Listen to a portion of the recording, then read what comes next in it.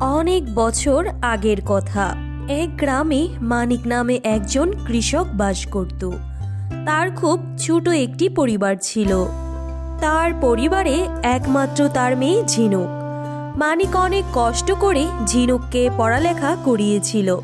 মানিকের মেয়ে খুবই গুণমতী এবং চালাক ছিল।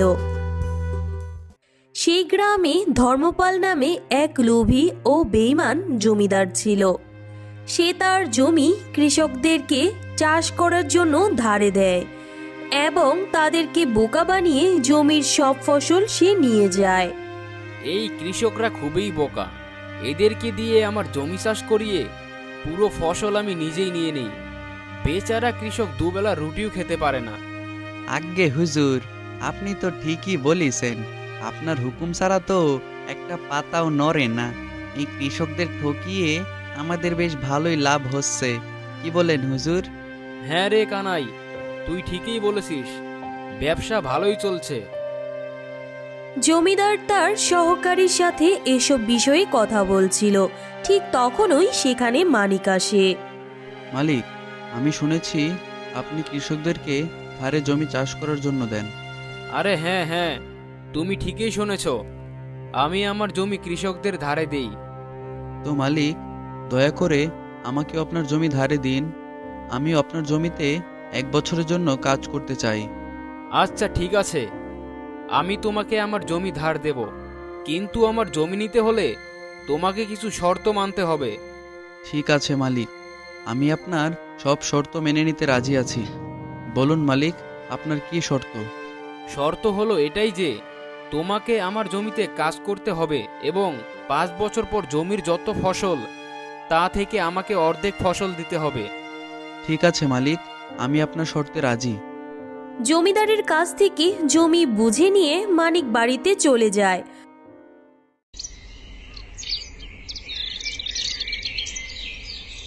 পরের দিন মানিক কাজ করার জন্য জমিতে পৌঁছে যায়। জমিদারের কাছ থেকে জমি তো নিয়ে নিলাম, এখন তাড়াতাড়ি জমির কাজ শুরু করে দিতে হবে। মনে হচ্ছে এই জমিতে ভালো ফসল হবে। আমাকে অনেক পরিশ্রম করতে হবে, তাহলে অন্তত কিছু ফসল বাড়িতে নিয়ে যেতে পারবো। মানিক ভালো ফসলের জন্য দিনরাত জমিতে কাজ করতে শুরু করে। আর কয়েক মাস পর মানিক জমিতে এসে দেখে জমিতে অনেক ভালো ফসল হয়েছে। মানিকের ভালো ফসলের খবর জমিদার ধর্মপালের কানে পৌঁছে যায়। মালিক, আপনি কি জানেন আজ মানিক তার ফসল কাটার কাজ শুরু করে দিয়েছে? এবছর তো মানিকের অনেক ভালোই ফসল হয়েছে। এটা যদি সত্যি হয়ে থাকে তাহলে তো খুব ভালো খবর, চলো এগিয়ে দেখি। বাহ, এবার তো খুব ভালো ফসল হয়েছে। এবার তাহলে কিছুদিন ভালো মতো চলে যাবে। আরে মানিক, তুই তো দেখি ফসল তৈরি করে ফেলেছিস, আর এবার তো দেখছি খুব ভালো ফসল হয়েছে। হ্যাঁ মালিক, এবার খুব ভালো ফসল হয়েছে। এই জন্য আমি অনেক কষ্ট করেছি, দিন রাত জমিতে কাজ করেছি। আরে মানিক চুপ করো, এটা আমার জমির জাদু। তোমার পরিশ্রমের কারণে কিছুই হয়নি, জমির কারণেই এত ভালো ফসল হয়েছে। মালিক, ভালো ফসলের জন্য আমাকে দিন রাত জমিতে কাজ করতে হয়েছে। আমি অনেক কষ্ট করেছি এই জমিতে। বেশি কথা বলো না মানিক, কৃষক তো কষ্ট করে ফসল ফলাবেই, কিন্তু যার জমি তারই তো বেশিরভাগ ফসল পাওয়া উচিত। শর্ত অনুযায়ী তাড়াতাড়ি আমাকে ফসলের অর্ধেক দিয়ে দাও। তারপর জমিদার ভালো ভালো ফসল নিয়ে মানিককে খারাপ ফসল দিয়ে চলে যায়, যেটা দেখে মানিক খুবই ভেঙে পড়ে। হে প্রভু, এত কষ্ট ও পরিশ্রম করার পরে মাত্র এইটুকু ফসল পেলাম। আমাদের গরিবদের ভাগ্যটাই এরকম। হে প্রভু, কবে যে আমার নিজের একটা জমি হবে? এভাবেই মানিকের দিন কাটতে থাকে।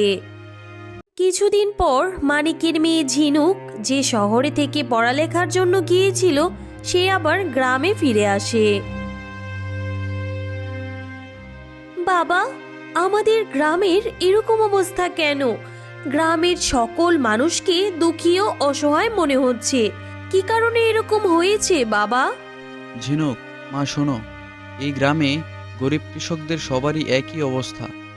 জমিদার ধর্মপাল আমাদের অসহায়ত্বের সুযোগ নিয়ে আমাদের কৃষকদেরকে বারবার ধোঁকা দিচ্ছে। কষ্ট করছি আমরা, আর সেই ফল পাচ্ছে জমিদার ধর্মপাল। আমাদের কাছে না আছে আমাদের নিজেদের জমি, আর না আছে আমাদের অধিকার। বাবার মুখে এরকম কথা শুনে ঝিনুক অনেক চিন্তিত হয়ে পড়ে। বাবা, তুমি কোনো চিন্তা করো না, এখন তো আমি চলে এসেছি, আর এই অন্যায় আর চলবে না।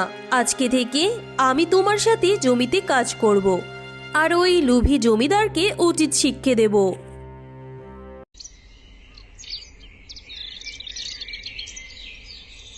পরের দিন ঝিনুক জমিদার ধর্মপালের কাছে পৌঁছে যায়। আরে ঝিনুক, তুমি এখানে?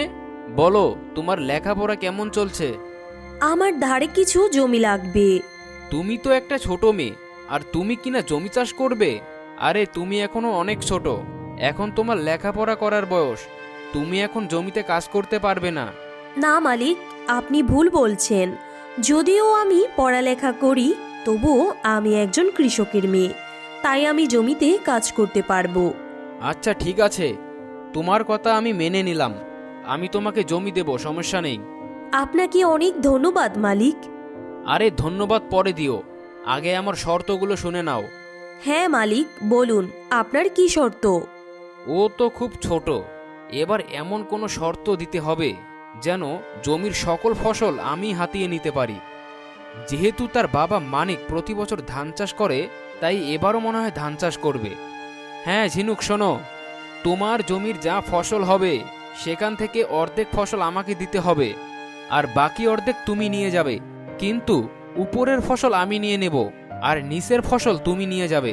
যদি তুমি আমার এই শর্ত মানতে পারো, তবেই আমি তোমাকে জমি দেব। ঠিক আছে মালিক, আমি আপনার শর্ত মেনে নিলাম।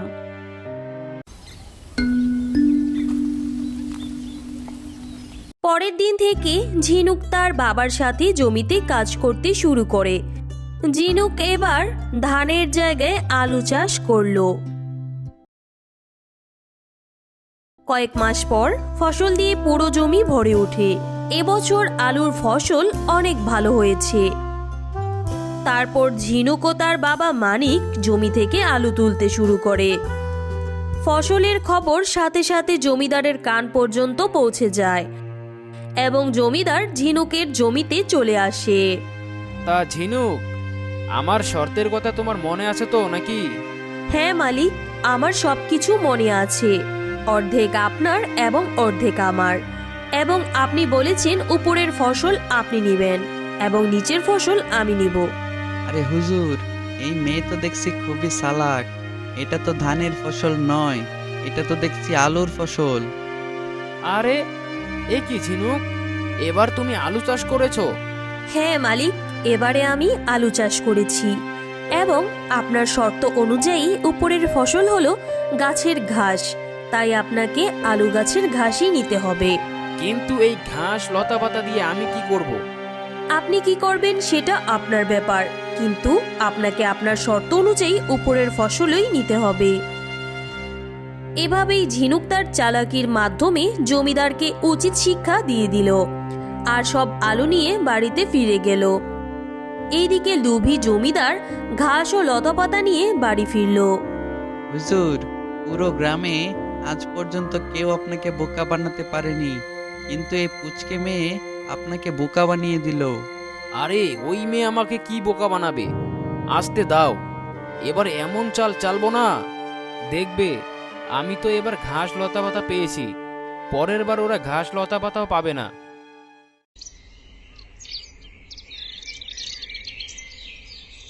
কিছুদিন পরে ঝিনুক আবার জমিদারের কাছে যায়। মালিক, কেমন আছেন আপনি? আরে ঝিনুক, তুমি এখানে? তোমার কি ধারে জমি লাগবে? হ্যাঁ মালিক, আমার ধারে জমি লাগবে। ঠিক আছে, আমি তোমাকে জমি দেব, কিন্তু কান খুলে শোনো, এবার তোমার কোনো চালাকি চলবে না। এবার নিচের ফসল আমি নেব এবং উপরের ফসল তুমি নেবে। বলো, তুমি কি এই শর্তে রাজি আছো? হ্যাঁ মালিক, আমি আপনার শর্তে রাজি আছি। এবারের ফসলের উপরের ভাগ আমি নেব, আর নিচের ভাগ আপনাকে দিয়ে দেব। এভাবে ঝিনুক জমিদারের সাথে কথা বলে বাড়ি ফিরে আসে, এবং জমির কাজের জন্য প্রস্তুত হয়ে যায়। এবার ঝিনুক বুদ্ধি খাটিয়ে ধান চাষ করলো এবং কিছুদিনের মধ্যেই পুরো জমি ধান দিয়ে ভরে উঠল। আরে বাহ, এবার তো খুব ভালো ধান চাষ হয়েছে। এবার আসুক ওই বেঈমান জমিদার, তারপর তাকে মজা দেখাবো। কিছুদিন পরে জমিদার ঝিনুকের কাছে আসে। যখন সে ঝিনুকের জমিতে ধানের ফসল দেখতে পেল, তখন তো তার মাথা ঘুরে গেল। আরে এ কি, এই ঝিনুক তো এবার ধান চাষ করেছে। এই মেয়ে তো দেখি খুব চালাক। মালিক, আপনি কেমন আছেন? এই দেখুন, এবার অনেক ভালো ধান চাষ হয়েছে এবং আপনার শর্ত অনুযায়ী আমি ফসলের উপরের ভাগ নিব আর আপনি নিচের ভাগ নিবেন। আর নিচের ভাগে অনেক ভালো ফসল দেখতে পাচ্ছি, যেমন ঘাস লতা পাতা। ধুর ধুর, নিচের ভাগে তো এবারও ঘাস লতা পাতা ছাড়া আর কিছুই দেখছি না। হুজুর হুজুর, এই দেখুন, এই মেয়ে তো আপনাকে আবার বোকা বানিয়ে দিল। তুমি ঠিকই বলেছ, আসলেই আমি ভুল করেছি। গ্রামের অসহায় মানুষদেরকে আমি অনেক ঠকিয়েছি, এটারই ফল এটা। না না, আমি আর কৃষকদের কষ্ট দেব না। আজ থেকে সব কৃষকদের আমি তাদের জমি ফিরিয়ে দেব। ঝিনুক, তুমি আমার চোখ খুলে দিয়েছো। জমিদার মশাই, আপনি আপনার ভুল বুঝতে পেরেছেন, এইটাই অনেক। পরের দিন জমিদার সব কৃষককে তাদের জমি ফিরিয়ে দেয় এবং গ্রামের মানুষ আবার সুখে শান্তিতে বসবাস করতে থাকে।